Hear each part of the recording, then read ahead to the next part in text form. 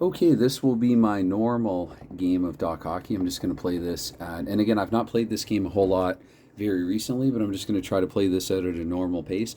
I've changed very little other than that I've moved Portland over to the home side. I've basically swapped Portland and Calgary. Calgary will be on the road for this one. And so it's going to start much the same. I've got the deck here. I guess I could do a little more shuffling, though I've already shuffled it some since turning the camera off. So 3, 4, 5, 9, 10, 11, 12, 13, 14, 15, 16, 17, 18, 19, 20, 21, 22, 23, 24, 25, 26, 27, 28, 29, 30, 31, 32. So I've got my deck of 32, and then this one here. And again, there's all kinds of ways to double check in this game. You can even double check this 5, 6, 7, 8, 9, 10, 11, 12, 13, 14, 15, 16, 17, 18, 19, 20, 21, 22. Okay, so let's get things going here, just under a minute in and to this video. So it's going to be the visiting team with possession here off the opening draw. We're looking to a 9. That's going to be Jankowski there with the puck. But again, I'm going to try to explain little and just flip lots here. Jankowski with a 2 will be unable to play it. So 2 more cards come off the pile. 1 sequence, 2.5 minutes is done and over with. This time it's going to be home player 9 here, McPhee. I suppose too, if you wanted to, you could probably use a little puck icon while you're playing the game. I hadn't thought of that before. I've not actually used one while playing it. But, you know, just for the sake of it, so you know which team has the puck, maybe I can do this. So again, it's going to be McVeigh here with Portland here with the puck. And with the 6, McVeigh will be able to play it to somebody in scoring position. That's going to be player 8, who is Goyer. And Goyer with the blackjack. So I look here, the goaltender for the Stampeders. I have a jack of hearts. I could score, but not. So we're just going to keep moving on. And again, we look 1, 2, 3, 4, 5, 6, 7, 8. So we are 5 minutes into the period. I won't do that nearly as much this time, though.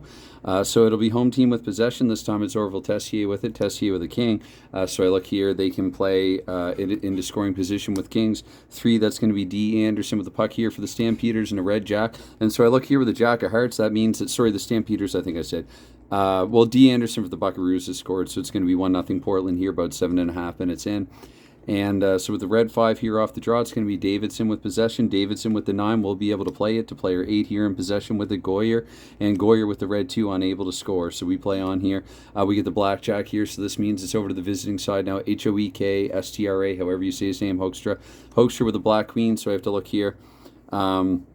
On the team defense there, the Portland Buckaroos are able to take the puck away. So 2 more cards have been turned over here with the black 5. It's going to be visitor Leopold with the puck.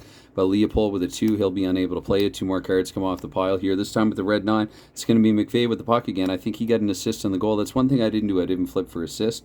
It was... well, anyway, I just didn't. Sorry. Anyway, red queen here. So red queen again. I'm looking kings and red queens. So somebody is in scoring position here. Player 7 in scoring position is Loffman. Loffman with the 8. Let's see Loffman. It is 2-0 here for the Portland Buckaroos. And this time I will flip for the assist. I should have on the first goal. So we know here it was. And again, I can always go back and double check. Initially with the puck here, the first card, you know, you just go back 3 cards. First in the sequence was McVeigh.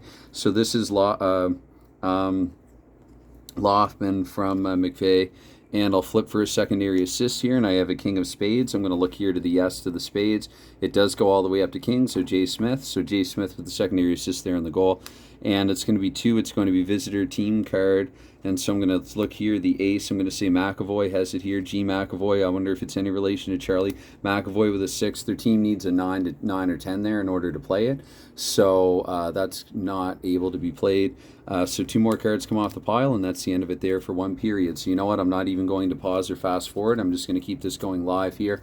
It took less than 4 minutes to play that out, and that was even with me talking and taking my time a little bit. So anyway, maybe I won't shuffle too thoroughly for this, because again, this is just a demonstrative game. But another way that you can shuffle them, I'm going to do this one now. So go 1-1, so I don't have to count the piles separately. 3, 3, 4, 4, 5, 5. I mean, I don't have to count them in big, 2 big lump sums. 6, 6, 7, 7, 8, 8, 9, 9, 10, 10, 11, 11, 12, 12, 13, 13, 14, 14. I could even alternate 15, 15, 16, 16 like this, 17, 17, 18, 18, 19, 19, 20, 20, 21, 21, 22, 22. And to make sure that I put 22 in each, this should be 10. 1, 2, 3, 4, 5, 6, 7, 8, 9, 10. So there you go. So again, 32 here in this pile. This one I will turn sideways here. You could also shuffle the piles individually as well, but you put them together in between periods. So here to start things off, the second period, 2-0 Portland after 1. The blackjack will be Calgary with possession. Hoekstra here again with it. And the black Black Queen, once again, unable to be played here, so 2 more cards come off the pile, 1, 2. And this time it's going to be visitor Leopold with it here for the Calgary Stampeders. But Leopold with the 2, he won't be able to make a play. So it's going to be back to 9. McVeigh here for the Portland Buckaroos. McVeigh with the Red Queen. So again, it's played on Red Queens. I feel like I didn't shuffle these too well after all. To player 2, that's D. Anderson. And D. Anderson with the Blackjack. But again, Jack of Hearts is what is needed to score. So we play on here. This time with the Red Jack, it's going to be Schmatz here with the puck for the Portland Buckaroos. Schmatz with the Red King. And again, that means that we will be able to play somebody in scoring position. It's going to be Beyond here for the Portland Buckaroos. Beyond here, I need either an ace, a 9, or a 10. And I get an ace. So it's going to be 3-0 here, Buckaroos. The Stampeders 1-4-3 at home in the slow instructive game. And in this one, and again, you can always double check. You want to make sure that you're keeping time correctly. So I got 4, 8, 9, 10, 11, 12, 13, 14, 15, 16. So we're halfway through the game here, halfway through the second period, and Portland is up by 3.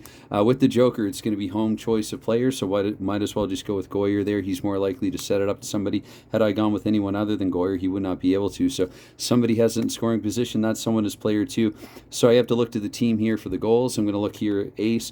I'm going to say Fashaway has it here. Fashaway, he needs either an ace, 9, or a 10 to score. And with the 8, he just barely misses the net. 7, it's going to come back to the visitors. So the visiting side this time, Marcetti here with the puck. I guess I can get a marker that's a little more visible. Maybe that one works a little better for this. I know it's not all dark and puck colored and everything, but anyway, I'm thinking too much about it probably. So Marcetti here with possession and the red 4. He needs an ace or 7 to 10. So 2 more cards come off the pile here. This time it'll be the home team with it. It is Saunders here with it for Portland.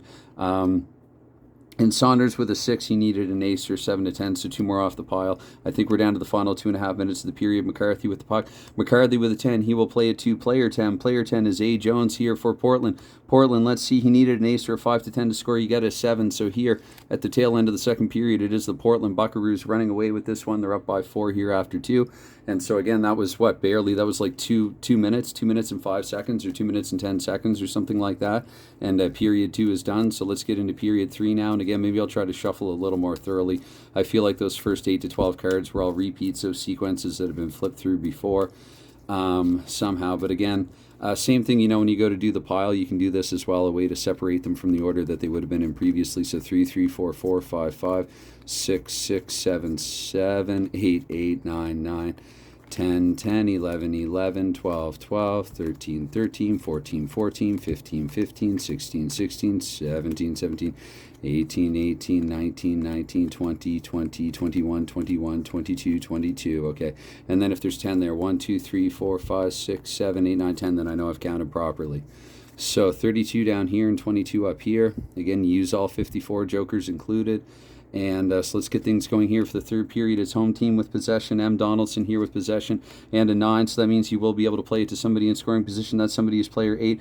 Player 8 is Goyer here for the Portland Buckaroos. And with the 5, Goyer needed an ace or 6 to 10, so he doesn't score. But now with the puck, it's A.